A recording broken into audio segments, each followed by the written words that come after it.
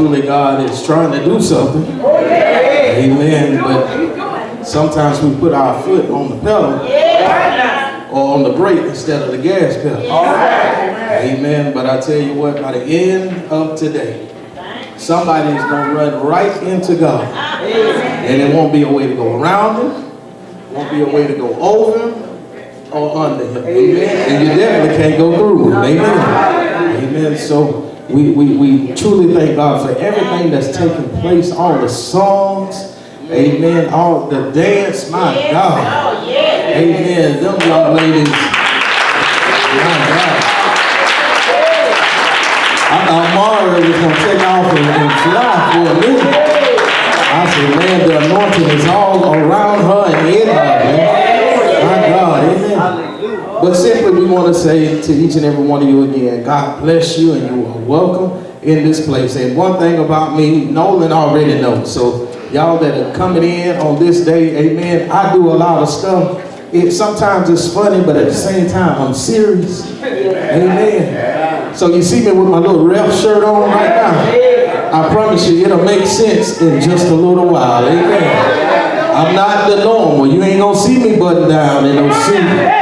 I can't get loose with a suit. Amen. You know how y'all live when y'all get dressed up. Y'all get y'all hair on fleek. When y'all on fleek and y'all know y'all don't want to even sleep at night. You will sit up in the bed. Because I don't want to mess this hair up. Y'all know how it is. That's how I feel when I got that suit on. You know, you walk and you just glide like your feet ain't even touching the ground. I can't do that when I come here. Amen. I got to be loose. Amen. Somebody shake yourself and say, I got to be loose. God said, naked I came in and naked I'm leaving. The material things don't matter. Amen. It's what's here that's going to get you there. Amen, somebody. Amen. So y'all don't mind, like I say, I'm a little different than anybody else. But it'll make sense in a little while. Let me make sure. Yo, it worked. Amen. It worked. I just wanted to make sure we got no malfunction. Amen. We want to simply use for a subject on this afternoon. Will somebody please blow the whistle?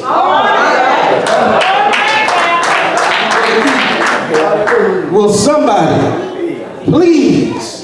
Somebody shout please. Now shout it like James Brown would shout it. Please. Please blow the whistle. Too many times right now we see the church trying to imitate what the world is doing, right? The world seems like they tell the church what to do. You really can't tell the difference nowadays. Amen. Somebody shout at me. This will get there. We're too busy trying to do everything that we used to do instead of everything that we should be doing. We tiptoe the line of going backwards instead of walking the straight line of going forward.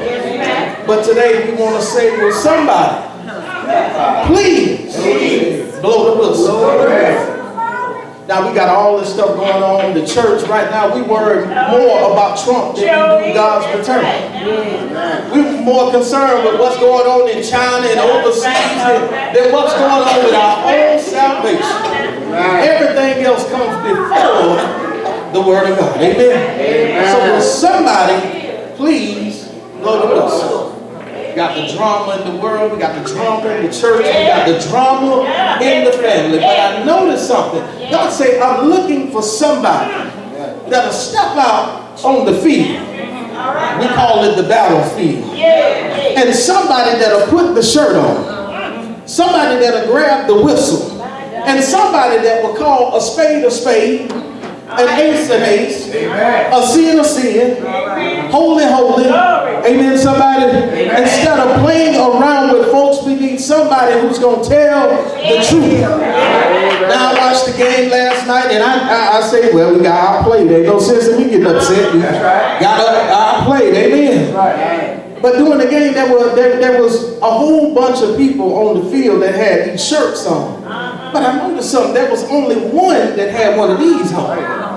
You got the umpires that got the black hat, but there's only one referee with the white hat. The referee steps out and he get in the huddle with everybody else. What you see? So, and then he would come back and he would tell us what's wrong, and then he would give the judgment.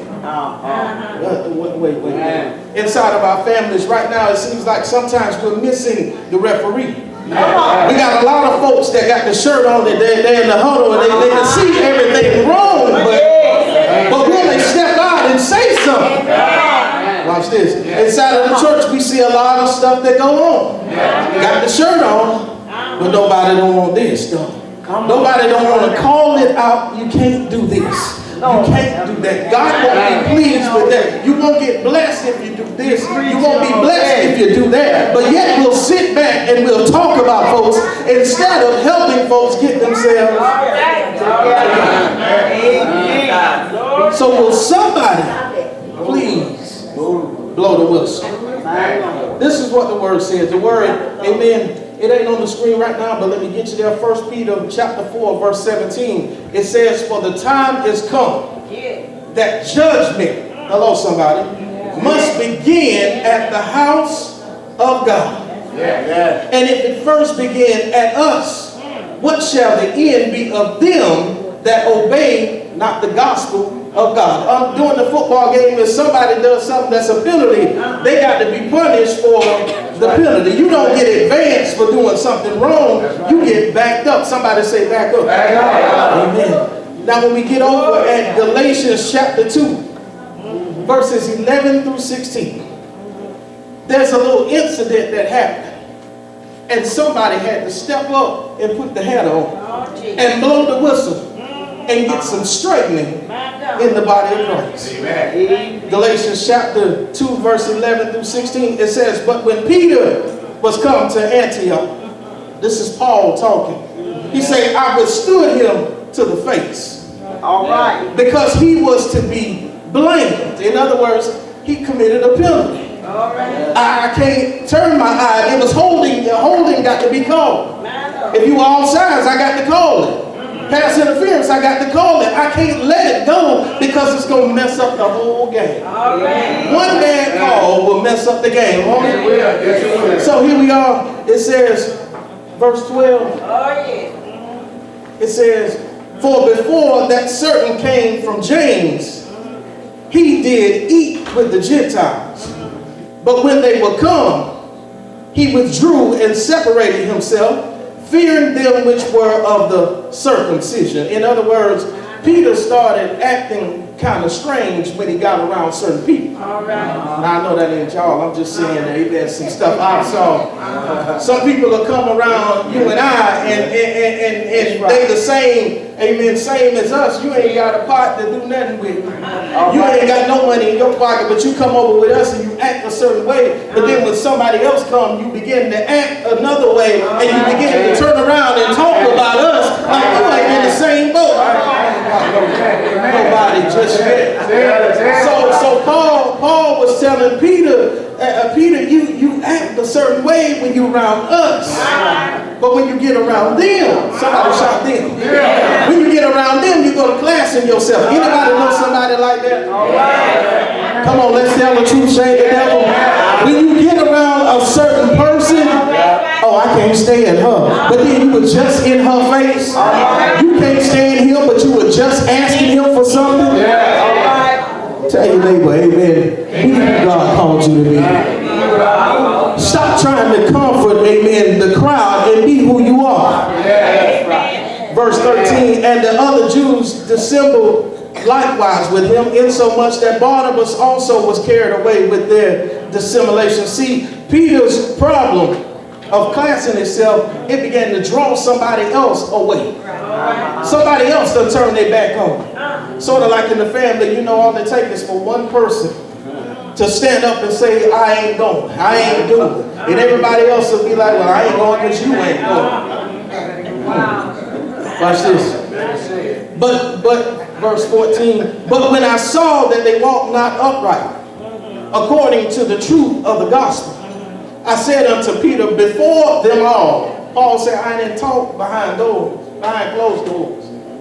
I called it on the feet. I called it as soon as I saw you violate the rules. He said, I said unto Peter before them all, if thou being a Jew, livest after the manner of Gentiles and not as do the Jews, why compellest thou the Gentiles to live as do the Jews. Why are you classing yourself?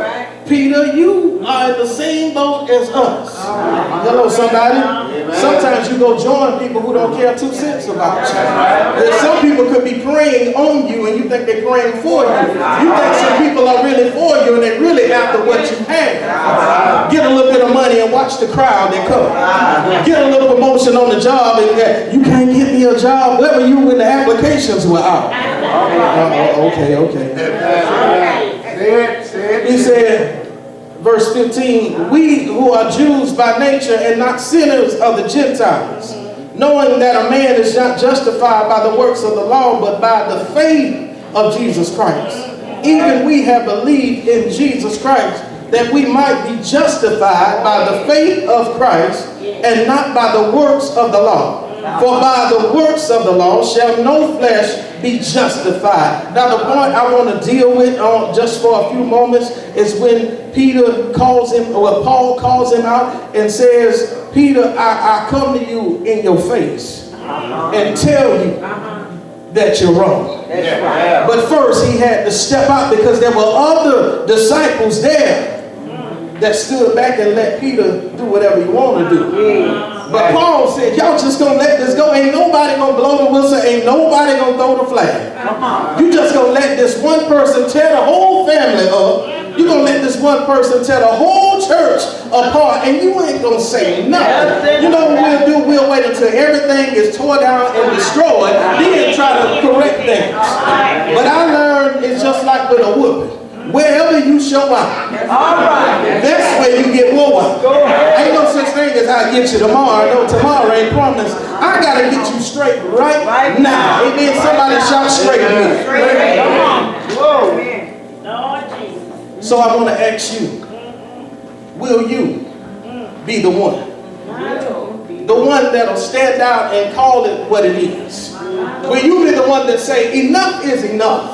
We've been fighting for too long. The family has been divided for too long. It's time to get back to what we used to be. There's a flag on the plate. Somebody blow the whistle. Somebody shout blow the whistle. Inside of the church, will we get back to being the church that pray together?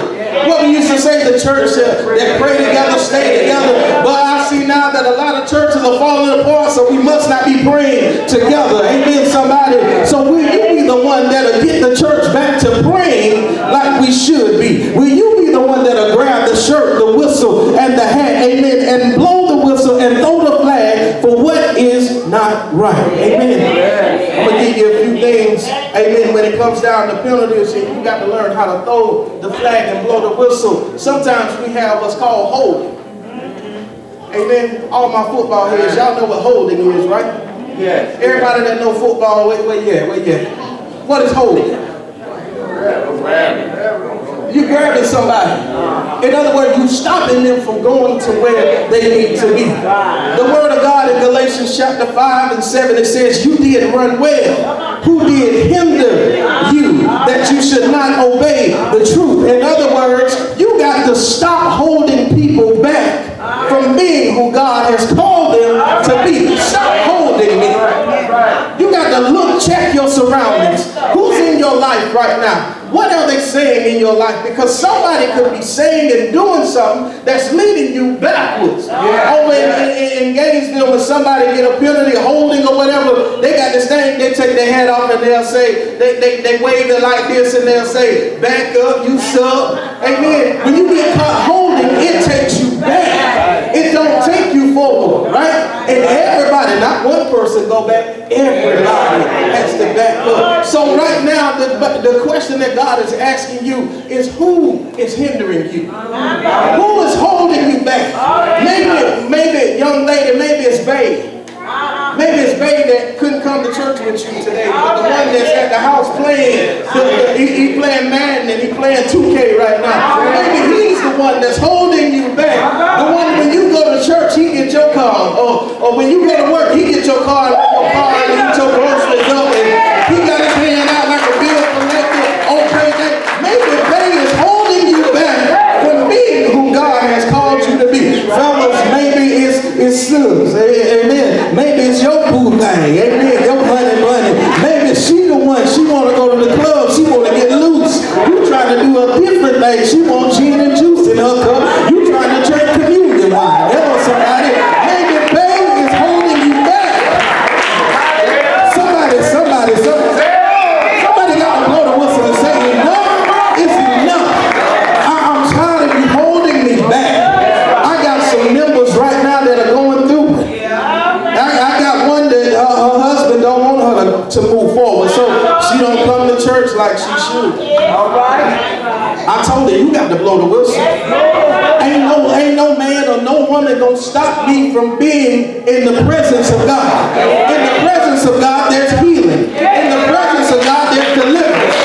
There's blessings and favor and grace there. Somebody shout grace. There's everything that I need there. My house is taken care of because I serve God. I don't get blessed because a man will let you down. Everybody know that, right? But when I serve the God up there, the God up there will bless me down here. Somebody shout glory to God.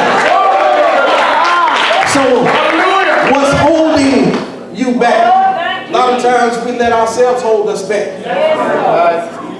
We have this thing called pass interference. Pass interference is when there's something coming your way, and offensive pass interference, something coming your way, and you will block the person on the other side.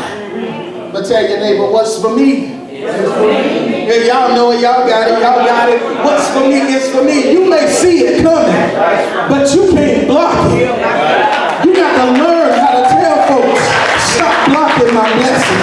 You also got to tell yourself, stop blocking your blessing. Because I've learned the biggest enemy is me.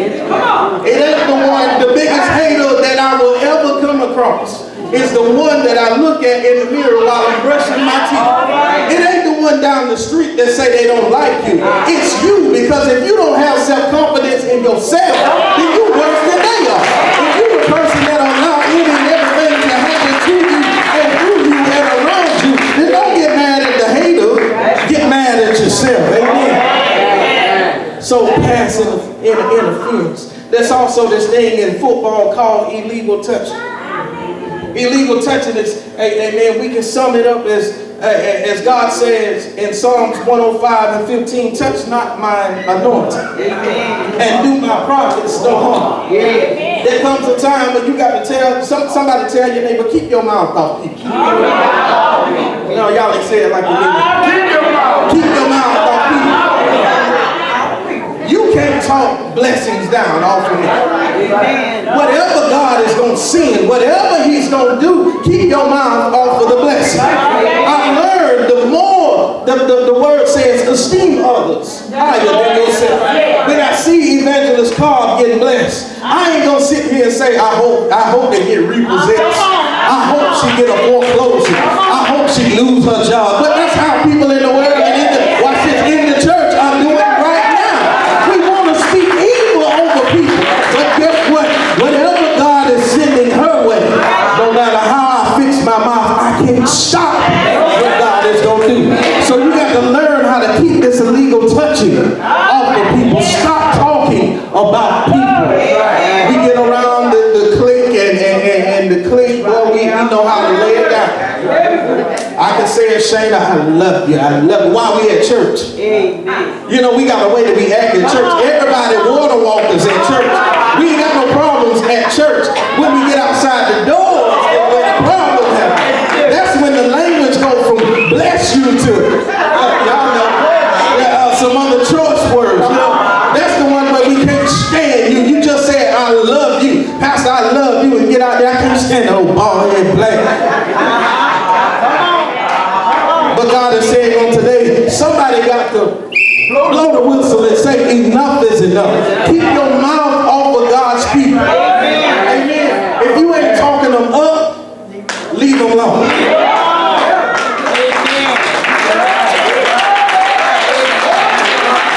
Keep your mouth off of them. That's right. Brother Jock, he may not have it all together, but I ain't going to talk to him like he don't. Amen. Guess what? I ain't got it all together. Amen. I stand here as the pastor, and I still got some stuff. God, you got to work on it. God, you got to train me about some stuff. Because, amen, sometimes some folks will step on that nerve. And you have to pause for a second. And just sit there and look at it and say, to God be the glory. Because there was a time, sis, there was a time, bro, where I would have tried to put this 10 and a half to 11 sideways. All right. Just telling the truth. Amen. But somebody got to blow the whistle. Amen. There's another thing. Inside football, we have this thing called offsides. Offsides, 1 Thessalonians chapter 4, verse 11, it says, and that ye study to be quiet and to do your own business. Everybody want to get in everybody else's business. Y'all never had somebody try to spend your money out your pocket? They tell you how you should do. Watch this. You ever had somebody who ain't married try to tell you how to handle your marriage? Yeah. Somebody that ain't never went through nothing trying to tell you how to get through something? You outside, sis, bro. Amen. I need you to mind your own business. 6 months out the year, mind your own business. Take the other 6 months and stay out of mind. You got the whole year covered. Somebody say 6 and 6. Mind your business and stay out of mind. But too many times we have folks that want to manage your house. But what's the old saying? Sweep around your own front door. Your house junky. Why you talk about mine? I could be remodeling. What's your excuse? Come on, somebody. Why you all in my bathroom cabinets anyway? You actually use the bathroom. Why you all behind the curtain anyway? Come on, I know y'all ain't with that like that. Ain't nobody ever did y'all like that. You actually use the bathroom. You all looking in the closet and under the sink. You all sides. Mind your own business. Stay in your own lane. Somebody shout, stay in your own lane. And that's what it is. If you stay in your own lane, you ain't got to worry about getting penalized. Because let me tell you something, if I catch you on my lane, I'm going to let you know. You're in my lane, bro. You're in the wrong lane. Both of us can't go this way right here. This is mine. I tell anybody 3250, ain't number 2 people can say something about 3250. And that's the 2 that pay the mortgage. Me and this one right here, we the only 2 can say something over there. You can't come over there and run 3250. You ain't finna come and tell me what I'm finna do and what I ain't finna do in my house. This is my house. Somebody shout, this is mine. Amen. You all sides, bro. See? But too many times, this is what we have. In the world, they're on sides. But they say if you were in the world would receive you. That's what the world loves. Y'all know we had that little dog, the dog that's on Facebook, and all they do is just keep it going. You ain't gonna put that out, your P.O. out here, and all this other stuff you be saying. We got to understand how to stay on side. Stay in your lane. Amen. The next part of the football game that I notice is that sometimes we have this thing called false start.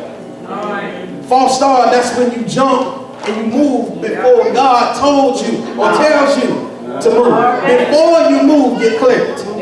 Because it's a shame to move and then got to ask God, what God did you? No, you got to learn how to stay put until God tells you to move. Proverbs 18.